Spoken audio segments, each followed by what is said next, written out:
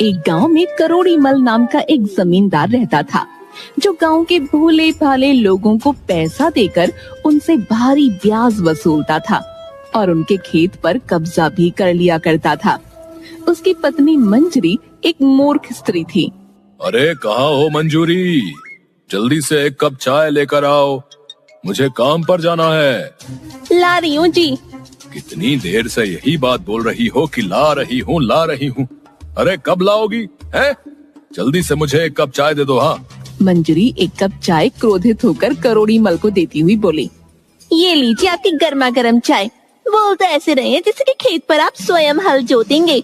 अरे दूसरों का खून पीने के अलावा आपने अपने जीवन में कोई दूसरा काम किया है क्या? आज का दिन मेरे लिए बहुत शुभ है मंजूरी, सुबह सुबह ऐसी बातें करके मेरा मूड खराब मत करो। हाँ। अरे तो क्या गलत बोल रही हूँ जी? यहाँ से जाकर खेत पर आराम से कुर्सी पर बैठ जाओगे और 2-3 घंटे कप्ता और संपत से अपने पैरों की मालिश करवाओगे। इसके अलावा और कोई काम है तुम्हें? ऐसी बात नहीं है मंजूरी, ये काम भी बड़ी मेहनत का होता है।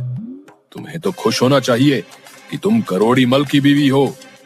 करोड़ी मल की होशियारी के सामने कोई टिक नहीं पाता। हाँ। जिसे आप होशियारी कहते हैं ना, उसे दूसरी भाषा में कमीनापन कहते हैं। एक बात याद रखिएगा, आपकी ये होशियारी ना एक दिन आपको जेल की सलाखों तक पहुंचा देगी। करोड़ी मल क्रोधित होता हुआ अपनी पत्नी से बोला, मेरी होशियारी मुझे जेल तक पहुंचाए या ना पहुंचाए, लेकिन मुझे पूरा विश्वास है कि तुम्हारी मूर्खता मुझे किसी दिन जेल की सलाखों तक जरूर पहुंचा देगी। इतना बोलकर करोड़ी मल अपने दोनों नौकरों की ओर देखकर बोला, ए कप्ता, ए संपत, ए ऐसे क्या देख रहे हो रे? चलो जल्दी से, अगर यहाँ पर कुछ देर और रुका तो मेरे दिमाग का दही हो जाएगा। चलो। करोड़ी मल अपने खेत में जाकर कप्ता और संपत से पैर दबवाने लगा। कप्ता, मुझे बताओ कि अब गांव में कौन कौन रह गया है जिसके खेत अब तक हमारे नहीं हुए? अभी तो आधा गांव है सरकार। क्या? तो फिर मेरी होशियारी का क्या फायदा? मैं इतनी मेहनत से पैसा कमाकर लोगों को ब्याज पर पैसा देता हूँ और भारी सूद लगाकर उनसे मनमानी करता हूँ, और अभी सिर्फ गांव के आधे खेत ही हमारे हुए हैं। निकम्मो, दिन दिन भर मेरी रोटियां तोड़ते हो तुम दोनों। कोई मुझे अच्छा उपाय नहीं दे सकते? इतना कहकर करोड़ी मल ने एक लात कप्ता के मुंह पर मार दी। सरकार, एक किसान अभी है जिसने आपके अभी तक पैसे नहीं लौटाए। आज उसके पास 12 बजे तक का वक्त था सरकार, वो अपने वक्त से 5 मिनट लेट है। कौन है वो? अरे वही अपना रतन, जिसके खेतों पर आपकी बहुत सालों से नजर है। संपत की बात सुनकर करोड़ी मल की आंखों में चमक आ गई। मैं अभी रतन का हिसाब किताब देख कर आता हूँ, तुम दोनों यहाँ से कहीं मत जाना। इतना कहकर करोड़ी मल वहाँ से चला गया। मेरी समझ में नहीं आता संपत की आखिर ये बंदर जैसी शक्ल वाला करोड़ी मल अपने आप को समझता क्या है यार? हाँ कप्ता, पता नहीं अपने आप को समझता क्या है। बोलता तो ऐसे है जैसे कि इससे ज्यादा चालाक सारे संसार में कोई नहीं। अरे काहेगा समझदार, अरे एक नंबर का मूर्ख इंसान है, एक नंबर का। सही कह रहे हो संपत भाई, गांव के लोगों को ब्याज पर पैसा देता है और उसके बदले में उनकी जमीन उनसे छीन लेता है, और इसे ये मूर्ख अपनी अक्लमंदी बताता है। कभी न कभी तो इसका भांडा जरूर फूटेगा, देखना। चिंता मत कर, इसकी मूर्ख पत्नी ही इसके काल का कारण बनेगी भाई, देखना। तभी वहाँ पर करोड़ी मल आ गया। चलो मेरे साथ रतन के घर पर चलो। इधर रतन अपनी पत्नी के साथ बैठा खाना खा रहा था। तभी जमींदार अपने साथियों के साथ आधम का, मुझसे कर्जा लेकर चुकाने के बजाय तू यहाँ आराम से खाना खा रहा है, और वो भी पनीर की सब्जी है। लेकिन जमींदार साहब, अभी तो मेरे पास 15 दिन का वक्त है। जमींदार ने गुस्से से संपत की ओर देखा। तू तो बोल रहा था कि पैसा लौटाने का आज इसका वादा था। ये झूठ बोल रहा है सरकार, आपको मेरी बात पर यकीन नहीं है। हम भी इस गांव में आपके सच्चे और वफादार नौकर हैं। हाँ, मेरे नौकर कभी मुझसे झूठ नहीं बोलते। तेरी मोहलत खत्म और तेरे खेत मेरे। अब ऐसा जुल्म मत कीजिए सरकार। ठीक है, आप मुझे कल तक की मोहलत दे दीजिए। ठीक है, कल दोपहर तक का वक्त देता हूँ तुझे। जमींदार वहाँ से चला गया।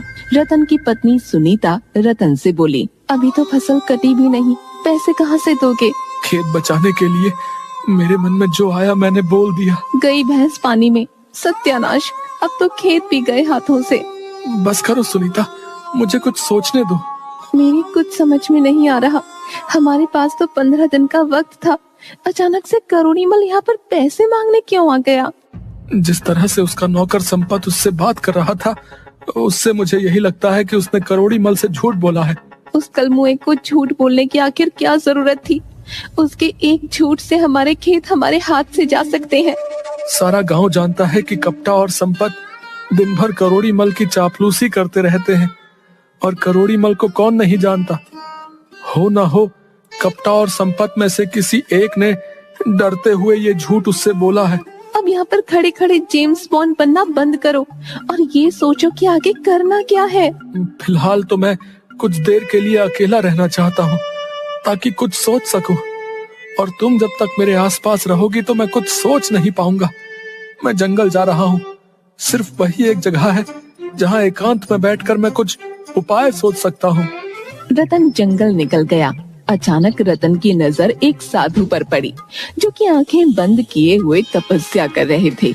एक सांप फन फैलाए ऋषि के सिर पर मंडरा रहा था। वो सांप ऋषि को डसने ही वाला था कि रतन ने एक लकड़ी से उसे भगा दिया। ऋषि की आंखें खुल गईं। ये सांप मुझे डसकर मुझे मार देता। तुमने मेरी जान बचाई बेटा, और तुम्हारी वजह से मेरी तपस्या भी पूरी हो गई। मैं तुम्हें कुछ देना चाहता हूँ। इतना कहकर उस ऋषि ने एक चमकदार पीतल की चप्पल रतन को दे दी। ये क्या बाबा, मैंने आपकी जान बचाई और आप मुझे ये पीतल की चप्पल दे रहे हैं? बाजार में ये कौड़ियों के भाव भी नहीं बिकेगी।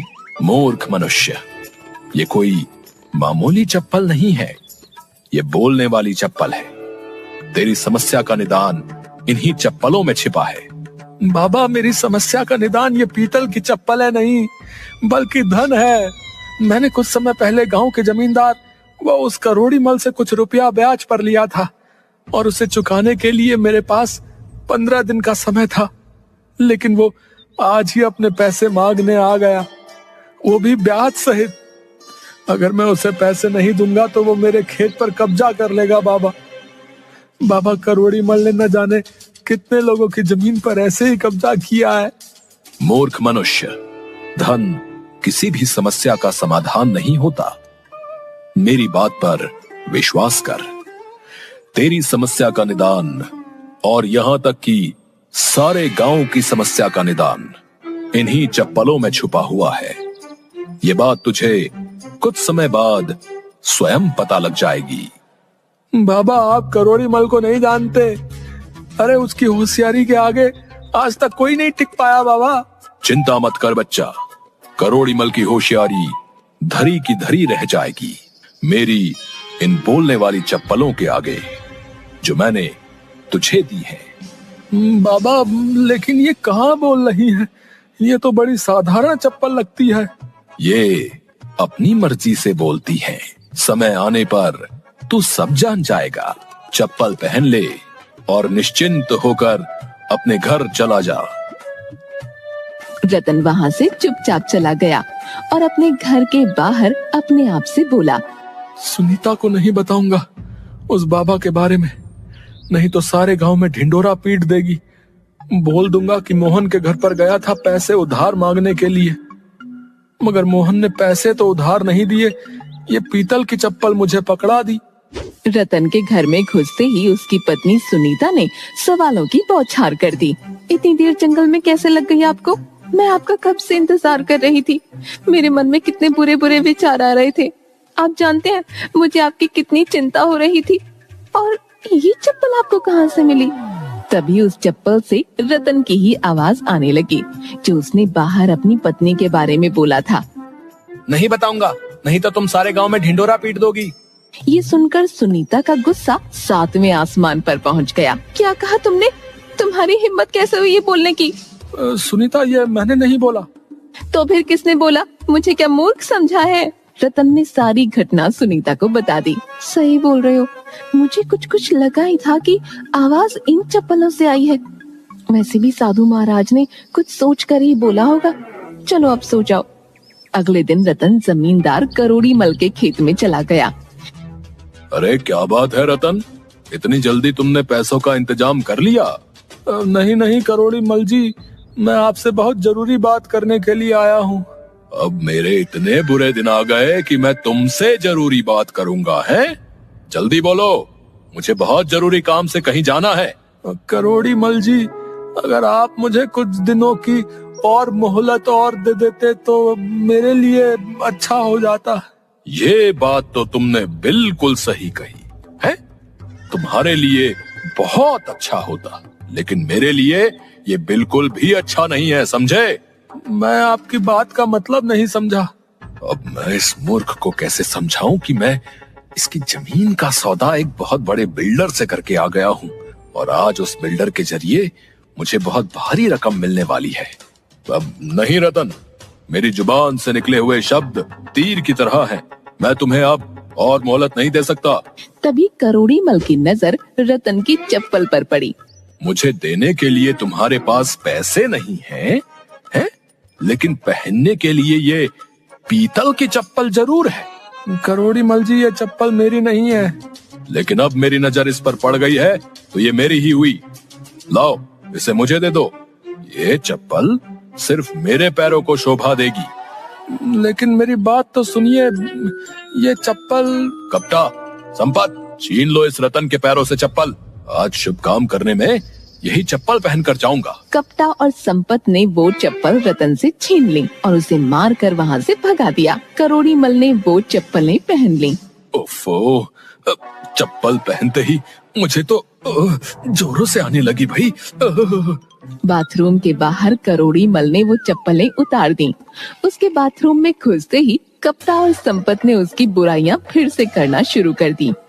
अरे यार संपत, इस सेठ की चापलूसी करते करते यार मैं तंग आ गया हूँ यार। सही कहा यार, एक तो दिन भर इसकी चापलूसी करो है और ऊपर से इसकी मार भी खाओ यार, है? किसी दिन साले को चाय में ना जहर देकर इसको जान से मार दूंगा यार मैं। सही कहा यार, है? भगवान खुश होकर हमारे सारे बुरे कर्मों को माफ कर देगा यार। तभी करोड़ी मल बाथरूम से बाहर आया। वो दोनों चुप हो गए। सेठ ने जैसे ही चप्पलें पहनी, अचानक वो चप्पलें कपटा और संपत की आवाज में बात करने लगी। अरे यार संपत, है? इस सेठ की चापलूसी करते करते तो मैं तंग आ गया हूँ। सही कहा यार, एक तो दिन भर इसकी चापलूसी करो और ऊपर से इसकी मार भी खाओ। किसी दिन साले को चाय में जहर देकर इसे मैं जान से मार देंगे। नमक हरामो, है? तो तुम मेरे बारे में ये सोचते हो? मैं अब तक अपनी आस्तीन में सांपों को पाल रहा था। इसका मतलब ये जादुई चप्पल है। इतना बोलकर जमींदार ने कपटा और संपत को पीट कर भगा दिया और अपनी पत्नी मंजूरी के पास आकर बोला, सुनो मंजूरी, आज घर पर एक बिल्डर आने वाला है गांव की जमीन खरीदने। वो वहाँ पर कोई प्लांट या बिल्डिंग बनाना चाहता है। तुम चाय नाश्ते में कोई कमी नहीं रखना। वो बहुत मोटी रकम लेकर आने वाला है। आपकी होशियारी का भी कोई जवाब नहीं है। उस मूर्ख को तो ये भी नहीं पता होगा कि जो जमीन वो खरीदने आ रहा है वो जमीन तुम्हारी है ही नहीं, बल्कि उन गांव वालों की है जिन्हें तुमने थोड़ी सी रकम दी थी और बदले में भारी ब्याज लगाकर उनसे उनकी जमीनें छीन ली। उसे तो ये पता ही नहीं है कि तुम इंसान की खाल में छुपे हुए भेड़िए हो, जिसने गरीबों का खून चूस चूस कर इतनी दौलत कमाई है। चुप हो जाओ मंजूरी, चुप हो जाओ। दीवारों के भी कान होते हैं। ये बातें अभी बोलनी जरूरी है क्या? कुछ देर बाद वो बिल्डर आ गया। जमींदार उस बिल्डर की चापलूसी करने लगा, मगर अचानक वो चप्पलें सेठ करोड़ी मल की पत्नी की आवाज में बोलने लगी। जी, उन्हें तो ये पता ही नहीं है कि ये गांव की जमीनें तुम्हारी है ही नहीं, बल्कि उन गांव वालों की है जिन्हें तुमने थोड़ी सी रकम दी थी और बदले में भारी ब्याज लगाकर उनसे उनकी जमीनें छीन ली। उन्हें तो ये पता ही नहीं है कि तुम इंसान की खाल में छुपे हुए भेड़िए हो, जिसने गरीबों का खून चूस चूस कर इतनी दौलत कमाई है। बिल्डर एक ईमानदार इंसान था। उसकी समझ में सारा माजरा आ गया। उसने गुस्से से जमींदार की ओर देखकर कहा, तुम्हें शर्म आनी चाहिए। तुम गांव वालों की जमीनों पर कब्जा कर लेते हो। मुझे ऐसी जमीन पर कोई बिल्डिंग नहीं बनानी जहां पर सैकड़ों गांव वालों की हाय लगी हो। तुम्हें तो जेल में होना चाहिए। ये तो अच्छा हो भाभी जी का, जिनके मुंह से सच्चाई बाहर आ गई। लेकिन मैंने तो कुछ बोला ही नहीं। इतना कहकर बिल्डर ने पुलिस को फोन कर दिया। पुलिस ने जमींदार को गिरफ्तार कर लिया। करोड़ी मल पुलिस के हाथ जोड़ने लगा। मुझे अरेस्ट मत करो थानेदार साहब, मैं सबकी जमीन वापस कर दूंगा। अरे चुप कर, चुप कर। जिन जमीनों को तू वापस करने की बात कर रहा है वो तेरी या तेरे बाप की नहीं है, रे गांव वालों की है। वो तो उन बेचारों को वैसे भी वापस की जाएगी और तू अब सारा जीवन जेल की चक्की पीसेगा, समझ गया? करोड़ी मल की सारी होशियारी धरी की धरी रह गई। रतन खुशी खुशी अपनी जमीन के कागज ले आया। वो अपनी पत्नी को सारी घटना बता ही रहा था कि तभी वो ऋषि प्रकट हो गए। बेटा, मैंने तुमसे कहा था ना कि तुम्हारी और सारे गांव की समस्या का समाधान इन चप्पलों में छुपा है। देखो, इन चप्पलों ने सारे गांव की समस्या का समाधान कर दिया। इतना कह